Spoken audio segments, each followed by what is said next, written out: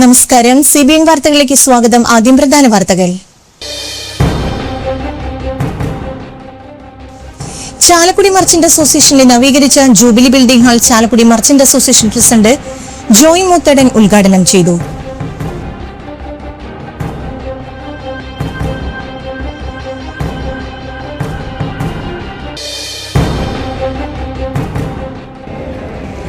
പാമ്പുകടിയേറ്റ് അതീവ ഗുരുതരാവസ്ഥയിൽ Angamaly Apollo Atlas ആശുപത്രിയിൽ പ്രവേശിക്കപ്പെട്ട 10 വയസ്സുകാരൻ അനൂഷ് പൂർണ്ണ ആരോഗ്യവാനായി ആശുപത്രി വിട്ടതായി ആശുപത്രി അധികൃതർ വാർത്താസമ്മേളനത്തിൽ അറിയിച്ചു.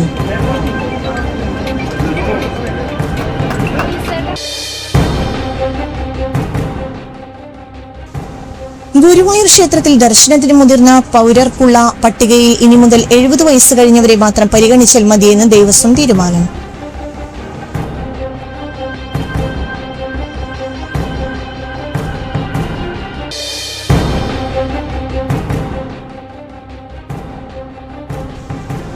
പ്രായപൂർത്തിയാകാത്ത പെൺകുട്ടികൾ ബലാത്സംഗത്തിനിരയായാൽ ഗർഭചിത്രത്തിനുള്ള നിലവിലെ നിയമം ഭേദഗതി ചെയ്യണമെന്ന് സുപ്രീംകോടതി.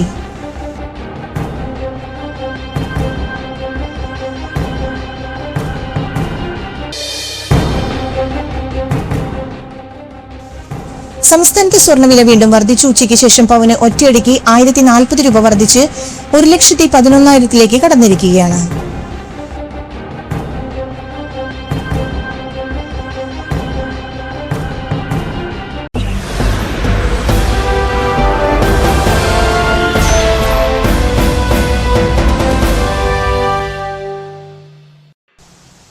വാർത്തകൾ വിശദമായി. ചാലക്കുടി മർച്ചന്റ് അസോസിയേഷനിലെ നവീകരിച്ച jubilee building hall Chalakudy merchant association president Joy Moothedan ഉദ്ഘാടനം ചെയ്തു. General secretary Binu Manjali, treasurer Shaiju Puthanpurackal, vice പ്രസിഡന്റുമാരായ ചന്ദ്രൻ കൊളത്താപ്പള്ളി, ഡേവിസ് MD, സെക്രട്ടറിമാരായ Davis Veliyath, Govindankutty NA, Biju Malakkaran, Raison Aluka, Joy Panikulam, Anto Eringeri, Antony PV, youth wing president Lindo Thomas, വനിതാ വിംഗ് ജില്ലാ പ്രസിഡന്റ് ഷൈന ജോർജ്, സിന്ധു ബാബു തുടങ്ങിയവർ സന്നിഹിതരായിരുന്നു. പാമ്പുകടിയേറ്റ് അതീവ ഗുരുതരാവസ്ഥയിൽ അങ്കമാലി അപ്പോളോ അറ്റ്ലസ് ആശുപത്രിയിൽ പ്രവേശിപ്പിക്കപ്പെട്ട 10 വയസ്സുകാരൻ അനൂഷ് പൂർണ്ണ ആരോഗ്യവാനായി ആശുപത്രി വിട്ടതായി ആശുപത്രി അധികൃതർ വാർത്താസമ്മേളനത്തിൽ അറിയിച്ചു.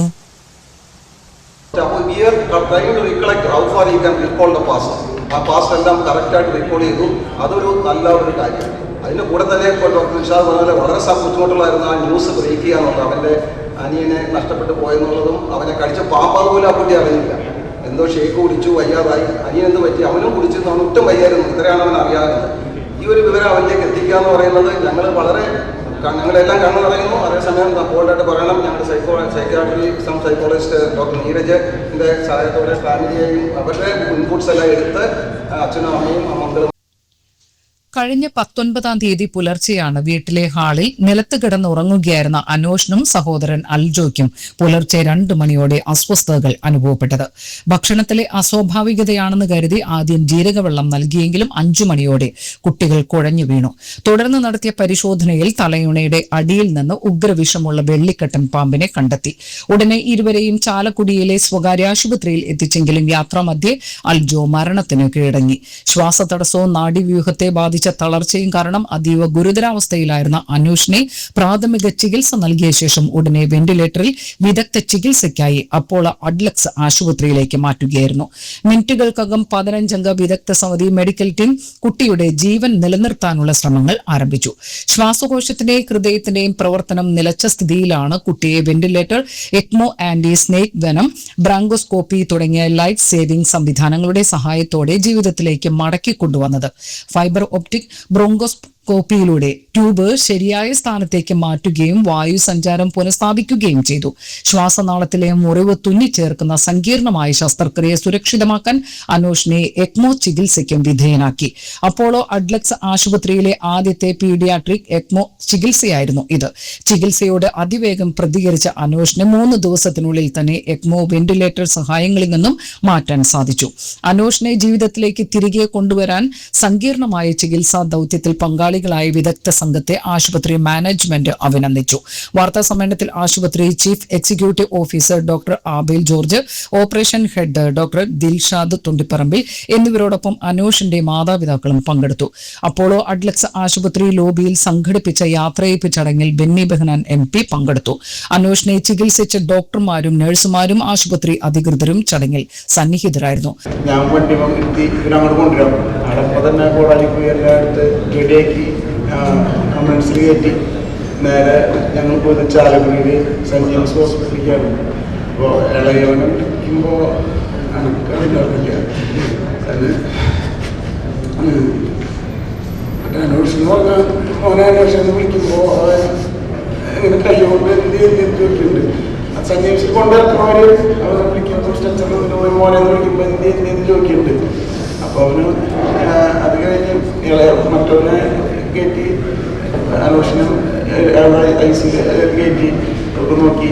അത് കഴിഞ്ഞിട്ട് പിന്നെ ഞാൻ അവൻ്റെ കാര്യങ്ങൾ പറഞ്ഞു കഴിഞ്ഞപ്പോൾ പിന്നെ എന്താ പറയുക എനിക്ക് ഇത് പറഞ്ഞില്ല. പിന്നെ അവനെ ഞാൻ കാണുന്നത് സ്ട്രെച്ചറിൽ മറ്റവരെ ഇവനെ ICU കയറ്റുന്നത് അപ്പോൾ എല്ലാവരും നീര് വെച്ച് അതുപോലെ ഉണ്ട്. പിന്നെ ഞാൻ ഈ ഫോട്ടോ ഈ അപ്പോളോ ഹോസ്പിറ്റലിൽ പറഞ്ഞ കാര്യം മുന്നേ അവിടെ ഫോട്ടോ എന്നെ കാണിച്ചു തന്നിട്ട് ചേട്ടൻ സുജേട്ടനെ അവൻ വന്നപ്പോൾ ഇവിടെ ഉള്ള അവസ്ഥ ഫോട്ടോ 2 ദിവസമായിട്ടുള്ള കാണിച്ചു തന്നിട്ട് എന്നെ പോലെയാണ് ഇങ്ങനെ വന്നത്. കണ്ടപ്പോൾ എൻ്റെ വിരൽ പോലും ഇങ്ങനെ നീര് കൊണ്ടിരുന്നു.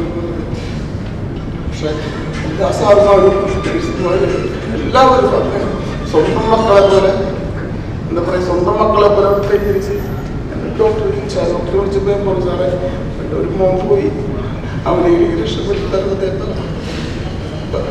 അവരൊക്കെ ദൈവത്തിനെ പോലെ നോക്കി സിസ്റ്റർമാരായാലും നമ്മുടെ ഒരു സിസ്റ്റം. പ്രമുഖ കമന്റേറ്റർ ഷൈജു ദാമോദരൻ അനൂഷിന് പ്രിയപ്പെട്ട മെസ്സി ജേഴ്സിയും ഫുട്ബോളും സമ്മാനമായി നൽകി. ആശുപത്രി ജീവനക്കാരുടെയും പ്രിയപ്പെട്ടവരുടെയും സ്നേഹാദരങ്ങൾ ഏറ്റുവാങ്ങിയാണ് അനൂഷ് ആശുപത്രി വിട്ടത്. 12 മണിക്കൂറിനുള്ളിൽ തന്നെ ഞങ്ങൾക്കൊരു മേജർ ശസ്ത്രക്രിയ ചെയ്യേണ്ടി വരിക, അതും വെന്റിലേറ്ററിന്റെ സഹായത്തോടു കൂടി ഒരു തരിപ്പ് ശ്വാസം പോലും ആ ശരീരത്തിലേക്ക് കൊടുക്കാൻ പറ്റാത്ത നിസ്സഹായ അവസ്ഥയിൽ വെന്റിലേറ്റർ കഴിഞ്ഞാൽ നമുക്ക് മുൻപിലുള്ള സാധ്യതയാണ് എക്സ്ട്രാ കോർപ്പോറിയൽ മെംബ്രെയിൻ ഓക്സിജനേഷൻ. ശരീരത്തിലെ അശുദ്ധ രക്തം മുഴുവൻ ഒരു ട്യൂബിലൂടെ പുറത്തെടുത്ത് പുറത്തൊരു മെഷീനിൽ വെച്ച് ഓക്സിജൻ നൽകി ശുദ്ധീകരിച്ച് ഒരു പമ്പ് വഴി തിരിച്ച് ശരീരത്തിലേക്ക് കയറ്റിവിടുന്ന പരിപാടിയായിരുന്നു.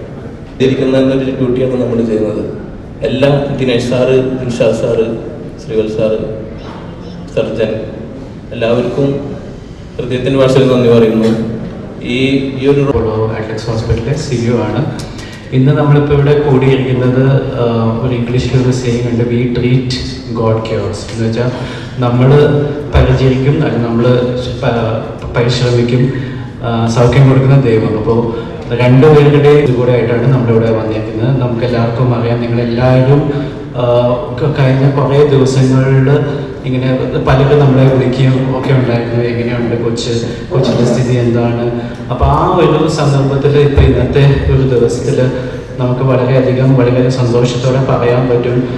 ചേട്ടാ മൊബൈൽ മാറ്റിട്ടോ, ചേട്ടാ ചേട്ടാ ക്യാമറയിലോ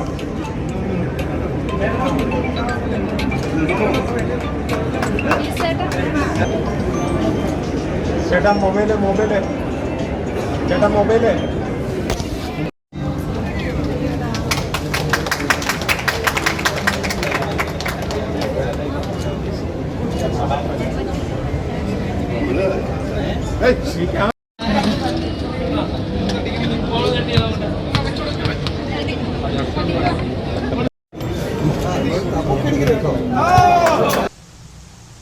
പൂലാനി നവമാറ്റുലിക്കുട്ടി ലൈബ്രറിയുടെ നേതൃത്വത്തിൽ കവർ ഡിസൈൻ മത്സരം സംഘടിപ്പിക്കുന്നു. വെള്ളിയാഴ്ച രാവിലെ 9 ആരംഭിക്കുന്ന മത്സരം അധ്യാപികയും ചിത്രകാരിയുമായ ബീന സന്തോഷ് ഉദ്ഘാടനം ചെയ്യും.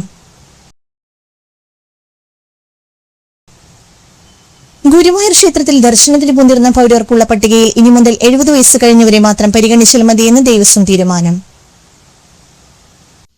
നിലവിൽ 60 വയസ്സ് മുതലുള്ളവരെയും മുതിർന്ന പൗരന്മാരുടെ ദർശന വരിയിൽ പരിഗണിച്ചിരുന്നു. ഇനി മുതൽ സൂപ്പർ സീനിയേഴ്സ് എന്ന പേരിലായിരിക്കും അറിയപ്പെടുക. ഭക്തരുടെ സൗകര്യം പരിഗണിച്ച് ഗുരുവായൂരിൽ വഴിപാട് കൗണ്ടറുകളുടെ എണ്ണം കൂട്ടി.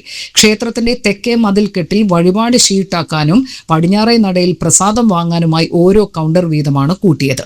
ഷീട്ടാക്കാനുള്ള കൗണ്ടറുകളിൽ ക്ലർക്കുമാർക്ക് പുറമെ സുരക്ഷാ ഉദ്യോഗസ്ഥർക്കും ചുമതല നൽകിയിട്ടുണ്ട്. വഴിപാട് ഷീട്ടാക്കാനും പിന്നീട് പ്രസാദം വാങ്ങാനും ഭക്തർക്ക് ഏറെ നേരം വരി നിൽക്കേണ്ട സ്ഥിതിയായിരുന്നു. പൊതു അവധി ദിവസങ്ങളിലാണെങ്കിൽ 1 മണിക്കൂറോളം നീളും. ഭക്തർ നേരിടുന്ന പ്രശ്നങ്ങൾ വാർത്തയായതിന് പിന്നാലെയാണ് ദേവസ്വത്തിന്റെ നടപടി. UDF അധികാരത്തിൽ വരുമെന്ന സർവേ ഫലങ്ങൾ എപ്പോഴും ശരിയാകണമെന്നില്ലെന്ന് SNDP യോഗം ജനറൽ സെക്രട്ടറി വെള്ളാപ്പള്ളി നടേശൻ. അതിൽ തെറ്റും സംഭവിച്ചിട്ടുണ്ട്. ചെറിയ ഭൂരിപക്ഷത്തിലെങ്കിലും പിണറായി സർക്കാർ വീണ്ടും അധികാരത്തിൽ വരും എന്നാണ് തന്റെ കണക്കുകൂട്ടൽ. UDF വന്നാൽ ലീഗായിരിക്കും ഭരിക്കുക. അങ്ങനെ സംഭവിച്ചാൽ മാറാട് ആവർത്തിക്കും. ഇടതുപക്ഷം തോറ്റാൽ ജനാധിപത്യം തോറ്റു, മതാധിപത്യം ജയിച്ചു എന്നാണ് അർത്ഥമെന്നും അദ്ദേഹം മാധ്യമങ്ങളോട് പറഞ്ഞു. സർവേ ഫലങ്ങൾ എപ്പോഴും ശരിയാകണമെന്നില്ല. 4-ാം തീയതി വരെ കാത്തിരുന്ന് ഫലം പറയുന്നതിലെ ഭംഗി. ഇടതുപക്ഷം അവസാനം 60 ലക്ഷം പേർക്കാണ് 4000 രൂപ വീതം കൊടുത്തത്. പാവപ്പെട്ടവർക്ക് ഒരുപാട് സഹായങ്ങൾ ഇടതുപക്ഷം ചെയ്തു, ന്യൂനപക്ഷങ്ങൾക്കും ചെയ്തു. എന്നാൽ ഞാൻ കണക്കുകൂട്ടുന്നത് ചെറിയ ഭൂരിപക്ഷത്തിലെങ്കിലും പിണറായി സർക്കാർ അധികാരത്തിൽ വരും എന്നാണ്. ഒരുപക്ഷെ എന്റെ ആഗ്രഹമായിരിക്കാം, തെറ്റാകാം, ശരിയാകാം. 4-ാം തീയതി ഇതിനെപ്പറ്റി അവലോകനം നടത്തി പറയുന്നതായിരിക്കും ഭംഗി. ലീഗിന്റെ വക്താവായിട്ടാണല്ലോ സതീശൻ നിൽക്കുന്നത്. സതീശന്റെ പിന്നിലുള്ള ശക്തി ലീഗാണ്. അതുകൊണ്ടാണല്ലോ സതീശൻ മുഖ്യമന്ത്രിയാകണമെന്ന് ലീഗിന്റെ നേതാക്കൾ പറഞ്ഞത്. ലീഗ് അങ്ങനെയൊരു അഭിപ്രായം പറയാൻ പാടില്ലായിരുന്നു. കോൺഗ്രസിൽ നിന്ന് ആര് മുഖ്യമന്ത്രിയാകണം എന്ന് ഘടകകക്ഷി എന്ന നിലയിൽ ലീഗ് പറയാമോ? കോൺഗ്രസിൽ നിന്ന് ആര് മുഖ്യമന്ത്രിയാകണമെന്ന് കോൺഗ്രസുകാരാണ് പറയേണ്ടത്. പാർലമെന്ററി പാർട്ടി കൂടി അവർ തീരുമാനിക്കണം. ലീഗ് മുൻകൂട്ടി അഭിപ്രായം പറഞ്ഞപ്പോൾ തന്നെ എന്താണ് സംഭവിക്കാൻ പോകുന്നത് എന്ന് ഊഹിക്കാൻ സാധിക്കും. ഇവിടെ UDF ഭരണം വന്നാൽ ലീഗ് ഭരിക്കും എന്നാണ് അർത്ഥം. ലീഗിന്റെ ഭരണം വന്നാൽ രാജ്യത്ത് അരാജകത്വം അല്ലാതെ മറ്റെന്തെങ്കിലും ഉണ്ടാകുമോ? ഇവിടെ മാറാട് എത്ര എണ്ണം ഉണ്ടാകും? എന്തെല്ലാം കുഴപ്പം അവർ സൃഷ്ടിക്കും? ലീഗിനെ വെള്ളാപ്പള്ളി നടേശൻ വിമർശിച്ചു. ലീഗിന്റെ സർവാധിപത്യത്തിന് നിന്നുകൊടുക്കാൻ മറ്റ് ഘടകകക്ഷികൾ നിർബന്ധിതരാകും. ഇനി പെട്ടി തുറന്നാൽ ഞങ്ങൾക്ക് മുഖ്യമന്ത്രിയാകാനുള്ള അർഹതയുണ്ട് എന്നും അവർ പറയും. 27 ഉണ്ട്, ഞങ്ങൾക്ക് 26 MLA-മാരുണ്ട്, അർഹതയുണ്ട് എന്നെല്ലാം പറയും. മുഖ്യമന്ത്രി സ്ഥാനം കിട്ടിയില്ലെങ്കിലും ഉപമുഖ്യമന്ത്രി കിട്ടിയേ തീരൂ എന്ന നിലപാട് സ്വീകരിക്കും. മറ്റ് ഘടകകക്ഷികളോട് ഇരിക്കാൻ ലീഗ് പറയുമ്പോൾ കിടന്നുകൊടുക്കുന്നവരാണ് അവർ. ലീഗിന്റെ മുഖ്യമന്ത്രി വന്നാലും അത്ഭുതപ്പെടാനില്ല. അവർ ചോദിക്കും, കൊടുക്കും. സാധാരണ മുഖ്യമന്ത്രിയല്ലേ വകുപ്പ് കൊടുക്കുന്നത്? ഇവിടെ പാണക്കാട് തങ്ങളല്ലേ വകുപ്പ് കൊടുക്കുന്നത്? അവിടെയല്ലേ പ്രഖ്യാപിക്കുന്നത്? ജനാധിപത്യത്തെ നശിപ്പിച്ച ഇങ്ങനെയൊരു സംവിധാനം കേരളത്തിൽ ഉണ്ടാകുമോ? ഉമ്മൻചാണ്ടി മുഖ്യമന്ത്രിയായിരുന്ന സമയത്ത് മന്ത്രിമാരെയും വകുപ്പുകളും പ്രഖ്യാപിച്ചത് മലബാറിലാണ്. ഇന്ത്യൻ രാഷ്ട്രീയത്തിൽ ഇങ്ങനെ എവിടെയെങ്കിലും നടന്നിട്ടുണ്ടോ? ഇടതുപക്ഷം തോറ്റു എന്നാൽ അർത്ഥം ജനാധിപത്യം തോറ്റു എന്നാണ്, മതാധിപത്യം ജയിച്ചു എന്നാണ് അർത്ഥം. വെള്ളാപ്പള്ളി നടേശൻ പറഞ്ഞു. പ്രായപൂർത്തിയാകാത്ത പെൺകുട്ടികൾ ബലാത്സംഗത്തിനിരയായാൽ ഗർഭചിത്രത്തിനുള്ള നിലവിലെ നിയമം ഭേദഗതി ചെയ്യണമെന്ന് സുപ്രീംകോടതി. പ്രായപൂർത്തിയാകാത്ത പെൺകുട്ടിയെ ഗർഭം തുടരാൻ നിർബന്ധിക്കാനാകില്ല. അതിജീവിതമാർക്ക് 20 ആഴ്ച കഴിഞ്ഞും അനാവശ്യ ഗർഭധാരണം അവസാനിപ്പിക്കാൻ അനുമതി നൽകുന്ന രീതിയിൽ നിയമത്തിൽ ഭേദഗതി വരുത്താൻ കേന്ദ്ര സർക്കാരിനോട് കോടതി ആവശ്യപ്പെട്ടു. ബലാത്സംഗത്തിനിരയായി ഗർഭിണിയായ 15 വയസ്സുള്ള പെൺകുട്ടിയുടെ 30 ആഴ്ച പ്രായമായ ഗർഭം അലസിപ്പിക്കാൻ അനുമതി നൽകിക്കൊണ്ടുള്ള മുൻ ഉത്തരവ് റദ്ദാക്കണമെന്ന് ആവശ്യപ്പെട്ട് എയിംസ് സമർപ്പിച്ച ഹർജി പരിഗണിക്കുകയായിരുന്നു കോടതി. എയിംസിന്റെ ഹർജിയെ സുപ്രീം കോടതി ശക്തമായി എതിർത്തു. ബലാത്സംഗത്തിലൂടെയുണ്ടാകുന്ന ഗർഭധാരണത്തിന്റെ കാര്യത്തിൽ സമയപരിധി പാടില്ലെന്ന് കോടതി നിരീക്ഷിച്ചു. നിയമം ജൈവികമായിരിക്കണമെന്നും മാറുന്ന കാലത്തിനനുസരിച്ചുള്ള മാറ്റങ്ങൾ അതിൽ ഉണ്ടാകണമെന്നും കോടതി അഭിപ്രായപ്പെട്ടു.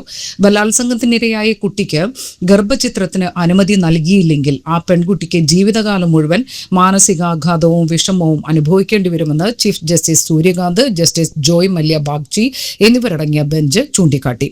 അനാവശ്യമായ ഗർഭധാരണം ഒരാളുടെ മേൽ അടിച്ചേൽപ്പിക്കാൻ കഴിയില്ല.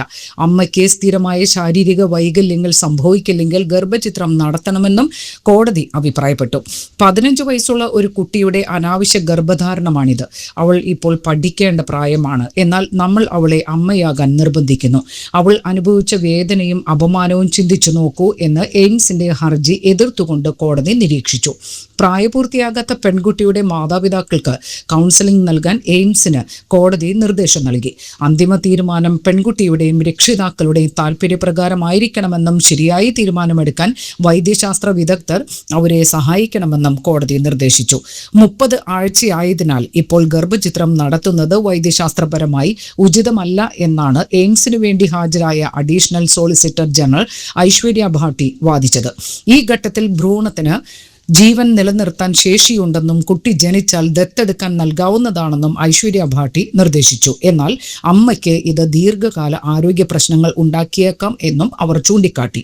എന്നാൽ തീരുമാനം അതിജീവിതയുടെയും മാതാപിതാക്കളുടെയും സമ്മതപ്രകാരമായിരിക്കണമെന്ന് കോടതി വ്യക്തമാക്കി. ഏപ്രിൽ 24 ജസ്റ്റിസുമാരായ BV നാഗരത്ന, ഉജ്വൽ ഭൂയാൻ എന്നിവരടങ്ങിയ ബെഞ്ച് 30 ആഴ്ച പ്രായമായ ഗർഭം അലസിപ്പിക്കാൻ പെൺകുട്ടിക്ക് അനുമതി നൽകിയിരുന്നു. സംസ്ഥാനത്ത് സ്വർണ്ണവില വീണ്ടും വർദ്ധിച്ചു. ഉച്ചയ്ക്ക് ശേഷം പവന് ഒറ്റയടിക്ക് 1040 രൂപ വർദ്ധിച്ച് 1,11,000 കടന്നിരിക്കുകയാണ്. 1,11,520 രൂപയാണ് പുതിയ പവൻ വില. ഗ്രാമിന് ആനുപാതികമായി 130 രൂപയാണ് വർദ്ധിച്ചത്. 13,940 രൂപയാണ് 1 ഗ്രാം സ്വർണത്തിന്റെ വില. രാവിലെ പവന് 160 രൂപയാണ് വർദ്ധിച്ചത്. എണ്ണവില കുത്തനെ ഉയർന്നതിനെ തുടർന്ന് കഴിഞ്ഞ ഏതാനും ദിവസങ്ങളിൽ സ്വർണ്ണവിലയിൽ ഇടിവാണ് രേഖപ്പെടുത്തിയിരുന്നത്. ഇന്ത്യ മുഖ്യമായി ആശ്രയിക്കുന്ന ബ്രന്റ് ക്രൂഡിന്റെ വില ബാരലിന് $125 കടന്നിരിക്കുകയാണ്. സാധാരണ നിലയിൽ എണ്ണവില വർദ്ധിക്കുമ്പോൾ സ്വർണ്ണവില കുറയാറാണ് പതിവ്. എന്നാൽ ക്രൂഡ് വിലകയറ്റം വെല്ലുവിളിയാണെങ്കിലും അടുത്ത പണനയ നിർണയ യോഗങ്ങളിൽ പലിശ നിരക്ക് കുറച്ചേക്കുമെന്ന് US കേന്ദ്ര ബാങ്കായ ഫെഡറൽ റിസർവ് നൽകിയ സൂചന അടക്കമുള്ള കാര്യങ്ങളാണ് ഇപ്പോൾ ആഗോളതലത്തിൽ സ്വർണ്ണവില വർദ്ധിക്കാൻ കാരണമെന്നാണ് റിപ്പോർട്ടുകൾ ചൂണ്ടിക്കാണിക്കുന്നത്. പലിശ നിരക്ക് താഴുമ്പോൾ ഡോളറും ബോണ്ടും തളരും. ഇത് സ്വർണത്തിന് നേട്ടമാവുകയും വില കൂടുകയും ചെയ്യും. കഴിഞ്ഞ ദിവസങ്ങളിലെ വില കുറവ് മുതലെടുത്തുള്ള വാങ്ങലാണ് സ്വർണ്ണവില വർദ്ധിക്കാൻ മറ്റൊരു കാരണമെന്നും റിപ്പോർട്ടുകൾ ചൂണ്ടിക്കാണിക്കുന്നു. കൊടകര സെന്റ് ജോസഫ് ഫൊറോന പള്ളിയിൽ ഇടവക മധ്യസ്ഥനായ വിശുദ്ധ ഔസേപിതാവിന്റെ ഊട്ടുതിരുനാൾ മെയ് 3 ആഘോഷിക്കുമെന്ന് ദേവാലയ അധികൃതർ വാർത്താസമ്മേളനത്തിൽ അറിയിച്ചു. തിരുനാൾ ദിവസം രാവിലെ 6:30 ദിവ്യബലിക്ക് ശേഷം വികാരി ഫാദർ ജെയ്സൺ കരിപ്പായി നേർച്ച ഊട്ട് ആശീർവദിക്കും. ഉച്ചകഴിഞ്ഞ് 2 മണിവരെ നേർച്ച ഊട്ടിന് സൗകര്യമുണ്ടായിരിക്കും. രാവിലെ 8:30, 10:30, ഉച്ചതിരിഞ്ഞ് 4 വിശുദ്ധ കുർബാനകൾ ഉണ്ടായിരിക്കും. രാവിലെ 10:30 നടക്കുന്ന ആഘോഷമായ പാട്ട് കുർബാനയ്ക്ക് ഫാദർ അനൂപ് പാട്ടത്തിൽ കാർമ്മികത്വം വഹിക്കും. ഫാദർ ലിജോ കരുത്തി തിരുനാൾ സന്ദേശം നൽകും. ഉച്ചതിരിഞ്ഞ് 4 നടക്കുന്ന വിശുദ്ധ കുർബാനയ്ക്ക് ശേഷം നടക്കുന്ന തിരുനാൾ പ്രദക്ഷിണം വൈകിട്ട് 7 സമാപിക്കും. തിരുനാളിന്റെ ഒരുക്കം പൂർത്തിയായതായും പൂവൻകായ തുലാഭാരം, പൂമാല, അടിമ സമർപ്പണം, അമ്പുലില്ലി എടുത്തുവയ്ക്കൽ, കുഞ്ഞുങ്ങൾക്ക് ചോറൂണ് എന്നിവയ്ക്ക് സൗകര്യം ഉണ്ടായിരിക്കും. വാർത്താസമ്മേളനത്തിൽ വികാരി ഫാദർ ജെയ്സൺ കരിപ്പായി, സഹവികാരി father Victor Thommana, general convener Vijoy Kulikkadan, Ando Chethalan, James Kuttikkadan, advocate VC Lison എന്നിവർ പങ്കെടുത്തു.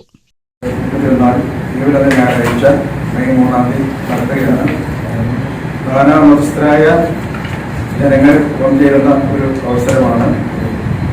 ഈ അവസരത്തിലേക്ക് എല്ലാവരെയും ആർവമായി പറയുന്ന കാര്യം എല്ലാ വർഷവും വളരെ ഭംഗിയായിട്ട് വളരെ സാഹോദര്യത്തിൽ നടത്തുന്ന ഒരു തിരുനാളാണ്. അതിന് എല്ലാവരുടെയും സഹകരണം. സംസ്ഥാനത്ത് വേനൽ മഴ സജീവമാകുന്നു. കേരളത്തിൽ പരക്കെ മഴയുണ്ടാകുമെന്നാണ് കാലാവസ്ഥാ വകുപ്പിന്റെ മുന്നറിയിപ്പ്. 3 ജില്ലകളിൽ ശക്തമായ മഴ പ്രവചനമുണ്ട്. കാസർഗോഡ്, കണ്ണൂർ, ഇടുക്കി ജില്ലകളിലാണ് യെല്ലോ അലർട്ട് പുറപ്പെടുവിച്ചത്. ഒറ്റപ്പെട്ടയിടങ്ങളിൽ ഇടിമിന്നലോടുകൂടിയ ഇടത്തരം മഴയ്ക്കും മണിക്കൂറിൽ 50 കിലോമീറ്റർ വരെ വേഗതയിൽ ശക്തമായ കാറ്റിനും സാധ്യതയുണ്ടെന്ന് കേന്ദ്ര കാലാവസ്ഥാ വകുപ്പ് അറിയിച്ചു. മെയ് 2 വരെ ഒറ്റപ്പെട്ടയിടങ്ങളിൽ ശക്തമായ മഴയ്ക്ക് സാധ്യതയുണ്ടെന്നാണ് കാലാവസ്ഥാ വകുപ്പിന്റെ പ്രവചനം. വെള്ളിയാഴ്ച 3 ജില്ലകളിലും ശനിയാഴ്ച 4 ജില്ലകളിലും യെല്ലോ അലർട്ടുണ്ട്. വയനാട്, ഇടുക്കി, പത്തനംതിട്ട ജില്ലകളിലാണ് വെള്ളിയാഴ്ച യെല്ലോ അലർട്ട്. വയനാട്, എറണാകുളം, കോട്ടയം, ആലപ്പുഴ ജില്ലകളിലാണ് ശനിയാഴ്ച യെല്ലോ അലർട്ടുള്ളത്. മഴ സജീവമായതോടെ ഉയർന്ന താപനിലയിൽ നേരിയ ആശ്വാസവുമുണ്ട്. സംസ്ഥാന വിനോദസഞ്ചാര വകുപ്പിന് കീഴിൽ പ്രവർത്തിക്കുന്ന പൂത്തോളിലെ ഫുഡ് ക്രാഫ്റ്റ് ഇൻസ്റ്റിറ്റ്യൂട്ട് വീട്ടമ്മമാർക്കും സ്വയം തൊഴിൽ അന്വേഷിക്കുന്നവർക്കുമായി ഹ്രസ്വകാല പരിശീലന കോഴ്സുകൾ ആരംഭിക്കുന്നു. മെയ് മാസത്തിലാണ് പരിശീലനം നടക്കുക. Bakery and confectionery, cookery, food preservation, curry powder, masala നിർമ്മാണം തുടങ്ങിയ വിഷയങ്ങളിൽ 5 ദിവസം വീതമാണ് ക്ലാസുകൾ സംഘടിപ്പിക്കുന്നത്. കൂടുതൽ വിവരങ്ങൾക്ക് ഫോൺ 0487238425 9447610223 എന്നീ നമ്പറുകളിൽ ബന്ധപ്പെടുക. ഭർത്താവ് മരിച്ച് 11 മണിക്കൂറിന് ശേഷം ഭാര്യയും മരണപ്പെട്ടു. ചെമ്പകുന്ന് ശൂരനല്ലൂർ കളരിക്ക കൃഷ്ണൻ മകൻ 69 വയസ്സുള്ള ശശിധരൻ, ഭാര്യ 65 വയസ്സുള്ള തങ്കമണി എന്നിവരാണ് മരണപ്പെട്ടത്. ഭർത്താവ് ശശിധരൻ ബുധനാഴ്ച വൈകിട്ട് 7:30 മരണപ്പെട്ടു. ഭാര്യ തങ്കമണി വ്യാഴാഴ്ച രാവിലെ 6:30 മരണപ്പെട്ടു. ശശിധരൻ വീട്ടിലും തങ്കമണി തൃശൂർ മെഡിക്കൽ കോളേജിൽ ചികിത്സയിൽ കഴിയുമ്പോഴാണ് മരണപ്പെട്ടത്. ചാലക്കുടി ക്രിമിറ്റോറിയത്തിൽ രണ്ടുപേരുടെയും സംസ്കാരം നടത്തി. ഇലിഞ്ഞിപ്പുറ കടുങ്ങാട് പരേതനായ പാറപ്പുറത്ത് ദിവാകരൻ ഭാര്യ സരോജിനി നിര്യാതയായി 74 വയസ്സായിരുന്നു. സംസ്കാരം നടത്തി. പ്രധാന വാർത്തകൾ ഒരിക്കൽ കൂടി.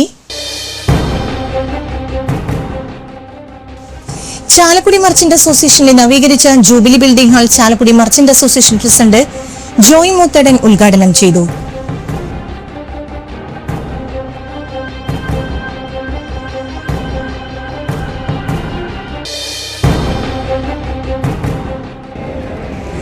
പാമ്പുകടിയേറ്റ അതീവ ഗുരുതരാവസ്ഥയിൽ അങ്കമാലി അപ്പോള അറ്റ്ലസ് ആശുപത്രിയിൽ പ്രവേശിക്കപ്പെട്ട 10 വയസ്സുകാരൻ അനൂഷ് പൂർണ്ണ ആരോഗ്യവാനായി ആശുപത്രി വിട്ടതായി ആശുപത്രി അധികൃതർ വാർത്താസമ്മേളനത്തിൽ അറിയിച്ചു.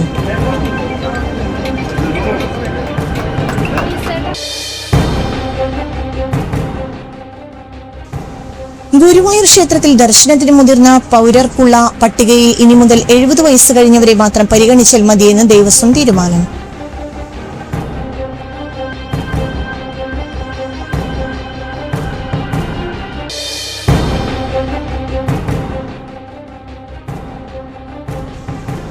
പ്രായപൂർത്തിയാകാത്ത പെൺകുട്ടികൾ ബലാത്സംഗത്തിനിരയായാൽ ഗർഭചിത്രത്തിനുള്ള നിലവിലെ നിയമം ഭേദഗതി ചെയ്യണമെന്ന് സുപ്രീംകോടതി.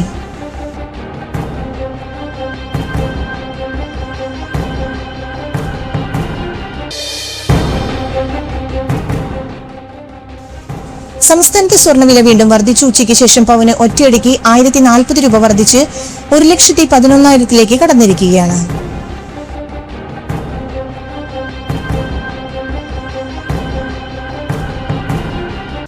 ഇതോടെ ഈ വാർത്താ ബുള്ളറ്റിൻ സമാപിച്ചു. നമസ്കാരം.